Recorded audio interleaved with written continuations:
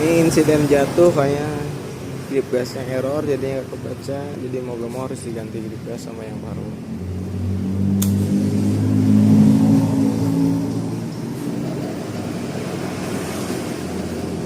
Ini posisi udah diganti grip gasnya, kita coba jalan karena di sini ada indikasi logo M muncul ya.